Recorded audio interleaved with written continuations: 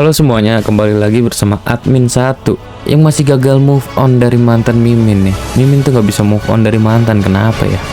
Kali ini Mimin mau nyeritain hal sedih, mengsedih, sad, karena ninja favorit Mimin yaitu Conan harus berpulang di tusbol sama si Tobi babi. Gimana sih emang kronologisnya? Oke, seperti biasa nih, sebelum Mimin mau berceritakan ini, Mimin mau ingetin lagi kalian untuk komen, like, dan subscribe agar channel ini bisa mencapai 1000 subscriber. Oke, thank you, dan mari kita lanjut.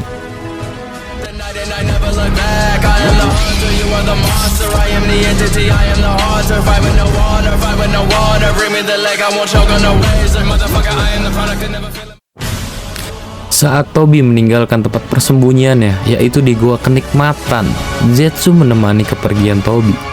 Kabuto bertanya-tanya kepada Tobi kemana ingin dia pergi. Kabuto ingin Tobi mempercayainya karena mereka itu adalah sekutu. Kayak gini gampangnya, Tobi pengen pergi kemana nih, terus Kabuto nanya-nanya. Tobi bilang, kepo lu, percaya aja lah sama gua, kata Kabuto gitu kan. Lalu, Tobi mengatakan bahwa Kabuto hanya bergabung dengan mereka untuk memenuhi ambisi Kabuto itu sendiri, karena kesenangannya saja, bukan karena memiliki tujuan yang sama. Jadi lu tuh bukan temen gua gitu, kata si Tobi. Dan Tobi menjelaskan bahwa dirinya akan pergi ke Amegakure saat itu juga. Kabuto yang kepo tidak diberitahu apa alasan Tobi pergi ke Amegakure. Di Amegakure nih ya, Conan berdiri di luar menara Pain dan tersenyum melihat hujan yang turun di desanya. Hal itu mengingatkannya pada saat dirinya kecil, yaitu saat mereka menjadi anak yatim Amegakure, kembali ke tempat kepersembunyian mereka. Lalu betapa kagetnya mereka saat melihat Jiraiya berpakaian seperti katak dan mentertawakannya. Sungguh masa kecilnya menyenangkan, bisa bertemu dengan Jiraiya mesum. Jadi si Conan ini lagi flashback teman-teman, lagi enak-enaknya menghayal dan nostalgia. Kebahagiaannya dirusak dengan kedatangan Tobi. Tobi si pembohong. Tobi ingin tahu di mana Conan menguburkan Nagato. Memang ngerusak suasana aja sini Tobi. Tobi bertanya-tanya karena dia membutuhkan Rinnegan. Menggunakan teknik tarian Shikigami, Conan membagi dirinya menjadi beberapa burung origami, lalu terbang menuju ke danau. Nah, tempat yang jauh dari pemukiman. Ya kalian tahu lah ya mau ngapain. Yang jelas bukan mantep-mantep. Kalau mantep-mantep di kerumunan warga, nanti digap, ditangkap gitu loh. Lalu Tobi menyusul Conan untuk pergi ke danau dan bertanya mengapa dia dan Nagato mengkhianati Akatsuki. Lebih khusus lagi, dia bertanya mengapa Nagato menggunakan jurus Rinne Tensei untuk menghidupkan kembali warga Konoha. Padahal teknik itu seharusnya digunakan untuk Tobi dalam proyek Tsukinome-nya. Padahal mereka sejak awal juga udah setuju untuk menjalankan misi buat ngebangkitin Sharingan yang segede gaban. Segede gabannya di bulan lagi. Otomatis orang pada ngelihat bulan semua. Nah, di tengah jalan Nagato tuh malah belok. Kenapa? Tobi ingin bertanya-tanya. Lalu dengan yakin Conan menjawab kalau Naruto berhasil meyakinkan Pain atau Nagato bahwa dia akan menemukan jalan menuju kedamaian sejati, apapun yang bakalan terjadi. Dan dia memberitahu kalau Naruto juga mewarisi impian yang sama dengan Nagato dan Yahiko. Nah, kebanyakan O-nya kan. O, Naruto, Nagato, Yahiko, Ko. Nah, oke lanjut. Tobi menyadari bahwa Naruto telah mempengaruhi Nagato. Akhirnya, dia tak habis pikir kalau Conan juga akan terpengaruh oleh renungan seorang anak yang naif, bau kencur, anak yang cuman angin-anginan gitu loh. Tobi bingung. Setelah sedikit kesel, Conan lalu waspada dan Tobi mengingatkan bahwa Akatsuki tidak pernah akan toleran terhadap pengkhianat. Dan menurutnya lucu juga bahwa Conan masih menggunakan jubah Akatsuki meskipun telah mengkhianati mereka. Kalau kata Mimin sih, ini nggak apa-apa. Daripada Conan nggak pakai baju, nanti jadi lain ceritanya. Jadi kasihlah jubah Akatsuki itu buat Conan. Conan juga berkata bahwa Akatsuki ini dibentuk oleh Yahiko dengan awan merah yang melambangkan hujan darah yang menimpa Amegakure, dan Tobi hanya menyusun ulang kembali organisasi tersebut untuk tujuannya sendiri. Selain itu, Rinnegan juga berhasil dibangkitkan oleh Nagato yang ingin menggunakannya untuk kesejahteraan desa, dan dia tidak akan membiarkan mata itu jatuh ke tangan orang seperti Tobi. Mungkin dia bakalan lebih setuju kalau Rinnegan dipakai sama Jiraiya untuk membangun dan membesarkan tempat perkumpulan para lontai. Jadi itu Conan mikirnya begitu ya. Sedangkan fakta sebaliknya itu adalah berbeda. Tobi mengungkapkan bahwa sebenarnya dialah orang yang mendorong Yahiko untuk mendirikan Akatsuki, dan dialah yang menanamkan Rinnegan kepada Nagato. Entah ketika Nagato masih bayi atau Nagato masih bocil. Otomatis Conan bingung dong pas dengar hal ini. Lalu tiba-tiba Conan flashback lagi nih. Saat Yahiko menganggap dirinya sebagai pilar atau tiang yang akan menopang Nagato menuju ke kedamaian. Dia meyakini Nagato sebagai juru selamat di dunia ini dan jembatan menuju perdamaian sejati. Di situ Nagato malah mempercayai Hiko sebagai jembatan. Jadi kebalik-balik aja nih. Biasa sih kalau gini mah, saling sepuh-sepuh gitu loh, merendah sampai ke inti bumi, ya kan? Nah, Conan lalu berkata kali ini dia yang akan menjadi pilar yang menopang dua jembatan ini untuk mencapai kedamaian tersebut. Ia ingin meneruskan mimpi sahabat-sahabatnya. Memang gak salah sih pemikiran gadis cantik ini. Sayang aja dia udah harus tewas dalam keadaan menjomblo. Mungkin kalau nggak jomblo juga Mimin mau. Jangan deh, nanti Mimin jadi wibu aneh. Oke, lanjut. Dia mengirimkan kertas ke arah Tobi. Dengan kekuatan yang udah jelas, Tobi itu nggak bisa diserang. Saat Conan bergegas ke arahnya, dia meraih Conan dan menggunakan Kamui untuk memindahkannya ke tempat lain. Namun ternyata ya, lembaran kertas tersebut memiliki segel peledak. Awalnya kita kira nggak bakalan mempan jurus ini, dan ternyata dengan Kamui-nya Tobi berhasil menarik diri dari Conan dan dari ledakan tersebut. Hal ini menyebabkan sebagian topeng dari Tobi rusak dan dia kehilangan lengan kanannya karena ledakan. Jadi jurus ini juga berhasil melukai Tobi. Conan yang telah kehilangan bagian bawah tubuhnya melayang-layang di udara. Setelah menyatukan kembali sebagian tubuhnya, ia menggunakan jurus kertasnya untuk membelah danau di bawah Tobi menjadi dua, menciptakan jurus maut. Mirip seperti Nabi Musa di zaman dulu anjrit. Dan ini bener, keren sih kalau menurut gue ya. Nah, di saat Conan sedang menjebak Tobi di laut yang dibelahnya, Conan mengaku bahwa selama ini dirinya mengamati kemampuan Tobi. Ia mengatakan bahwa dirinya mempelajari dan mengembangkan jurus untuk mengalahkan Tobi selama mereka menjadi rekan, dan mengetahui kalau kemampuan Kamui milik Tobi itu hanya mampu bertahan selama 5 menit. Niat banget emang. Nah, buat jaga-jaga sampai mempelajarin jurus-jurus. Nah, hayo siapa yang ngaku nggak kuat lebih dari 5 menit? Coba, kalian berapa menit? Spill di kolom komentar. Dengan berbekal pengamatannya, maka dari itu, Conan memberi tanda peledak di setiap lembaran kertas yang dia pasang.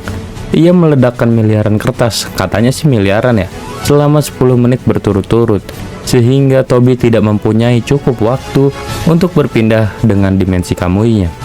Tanpa kita sadari juga nih ya, ternyata Tobi membuka sebelah topengnya lagi dan menampakkan mata Sharingan yang masih aktif. Kira-kira apakah dia sama seperti Danzo, mendapatkan mata dari proses looting setelah pembantaian Uchiha, atau dari mana dia mendapatkan mata-mata yang lain? Secara kita tahu kalau matanya Tobi itu kan ketiban batu sebelahnya ya. Oke, lalu menggunakan Izanagi dan muncul di belakang Conan. Ini si Tobi ini. Padahal Conan udah yakin kalau dia telah membunuh Tobi. Lalu Tobi menusuk punggungnya dengan batang logam yang keras dan berurat. Nggak ada uratnya, yang bercanda. Dia menusuk Conan dengan batang besi sehingga menembus dadanya. Lalu Conan bertanya-tanya tentang siapa Tobi sebenarnya dan bagaimana dia bisa selamat. Tobi menjelaskan karena dia udah sampai penghujung nyawanya Conan. Ia mengungkapkan fakta sebenarnya di balik Izanagi. Kalau Izanagi itu mampu memanipulasi realitas dan imajinasi. Selain itu, dia GR banget kalau ngaku-ngaku titisan Rikudo Senin anjrit. Mentang-mentang berhasil dikit menggabungkan Cakra Senju dengan Uchiha, dia udah berani bilang kalau dia adalah titisan dari Rikudo Senin. Emang rada-rada gila Tobi ini, kayaknya udah kelainan mental ya. Lalu Conan melepaskan dirinya dari tusukan tongkat dan berjalan tertatih-tatih, kayak Mimin waktu ditinggalin mantan Mimin nih. Ada suatu kejadian aneh di saat itu. Padahal Amegakure adalah desa yang tidak pernah berhenti berhujan. Di hari itu, hujan berhenti, lalu timbullah pelangi di atas langit Amegakure. Tobi bertanya-tanya, bagaimana hujan abadi di Amegakure bisa berakhir secara tiba-tiba. Lalu Conan malah flashback dengan mengingatkan bagaimana Yahiko memberitahunya betapa dia membenci hujan karena membuat desa tampak seperti menangis. Setelah momen flashback lewat, tiba-tiba Conan membentuk dan menembakkan cakra kertas ke arah Toby. Pada saat itu, Toby bertarung hanya dengan satu mata dan satu tangan, efek dari serangan Conan yang tadi. Kerennya di sini sih ya, meskipun lagi mode buntung ya, Toby masih mampu dan bahkan menangkis serangan dari Conan.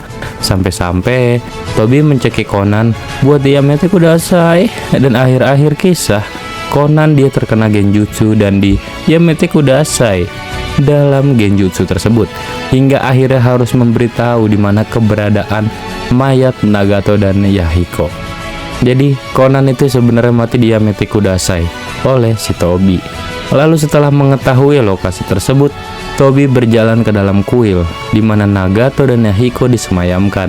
Mimin heran nih di sini kalau ternyata jasad mereka berdua cuma didiamin doang di atas bunga kertas milik Conan.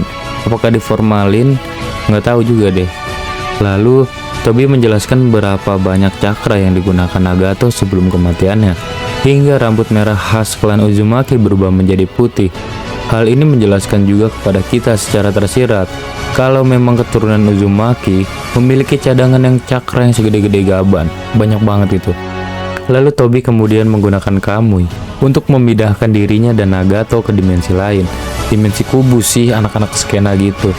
Nah, Mimin juga nggak tahu nih kalau Yahiko itu didiamin doang apa gimana ya. Kembali lagi ke Conan. Selembar kertas di tubuh Conan berubah menjadi warna merah karena darahnya terbang terbawa angin entah kemana. Dan kita diperlihatkan kembali flashback tentang masa lalu anak-anak ini. Di masa lalu, Jiraiya telah menerapkan pelatihan aneh ala-ala katak gitu deh. Jiraiya menggunakan sistem kartu yang terbuat dari keramik dan ditempelkan ke dindingnya. Mereka menggunakannya setiap kali mereka meninggalkan tempat persembunyiannya tersebut. Setiap kali salah satu anggota keluar dari tempat persembunyiannya, mereka harus mengembalikan kartunya ke sisi yang bergambar katak, sehingga yang lain sadar bahwa mereka tidak ada di sana. Dan saat mereka berada di tempat persembunyian, kartunya harus berada di sisi merah. Jika salah satu dari mereka telah hilang, tetapi kartu tersebut masih berwarna merah, itu menandakan bahwa dia telah ditangkap dan ada sesuatu yang tidak beres terjadi.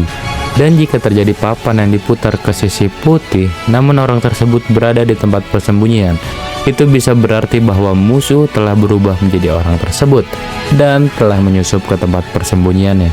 Jiraiya menjelaskan hal itu dilakukan sebagai tindakan pencegahan karena Amegakure masih dilanda dengan perang dan tidak stabil secara politik. Emang cukup membingungkan sih sebenarnya. Dan Mimin juga nggak begitu ngerti dengan sistem yang ini. Mirip seperti Yahiko yang nggak ngerti-ngerti gitu loh. Mimin juga bingung sebenarnya. Lalu kenangan Conan dengan Nagato dan Yahiko diperlihatkan nih kepada kita, termasuk pembentukan Akatsuki dan ciuman pertamanya dengan Yahiko. Selebeo aha dia Conan dengan Yahiko. Nestra Yagato, Nagato ke Yagato. Karena semakin besarnya Akatsuki, mereka terpaksa meninggalkan tempat persembunyian mereka dan pindah ke tempat yang lebih besar. Mereka berjanji suatu hari akan berkumpul bersama dengan Jiraiya lagi. Selembar kertas berwarna merah darah milik Conan yang tadi melayang sampai ke tempat persembunyian mereka dan persis menutupi kartu milik Conan yang masih terbuka. Jujur Mimin ngelihat skin ini tuh sedih banget karena dua kartu lain yang berwarna merah yang menandakan bahwa Nagato dan Yahiko telah wafat dan sekarang Conan juga ditutupin oleh kertas miliknya. Hal ini secara tidak langsung juga menandakan bahwa mereka telah kembali bersama di akhirat. Kayaknya kenapa ini dibalik-balik juga supaya si Masashi Kishimoto ini udah memperkirakan kalau si Conan juga bakal mati gitu. Jadinya mereka bakalan bisa bersatu. Terus kita balik lagi ke Toby nih. Kembali ke Toby ya. Karena jaket dan topengnya yang telah rusak, Toby mengenakan jubah baru dengan lambang klan Uchiha di bagian belakang. Topeng barunya yang dipakai pada Perang Dunia Shinobi yang keempat, yang menggambarkan 3 Tomoe Sharingan. Setelah itu, perjalanan mereka selanjutnya adalah menangkap Kyuubi atau ekor 9. Dan Conan pun tidur dengan tenang, sedih sekali. Padahal ini salah satu kunoichi favorit Mimin yang bener-bener Mimin sukain gitu, karena keren, cantik lagi. Nah buat kalian yang ninja favoritnya juga udah di akhirat, harap bersabar ya. Mungkin Cukup segini dulu konten yang Mimin buat kali ini. Jangan lupa untuk klik like, komen, dan subscribe untuk mendapatkan konten lain dari Mimin satu ini. Bantu Mimin untuk mencapai 1000 subscriber. Cukup sekian dulu dan sampai jumpa. Terima kasih dan bye-bye.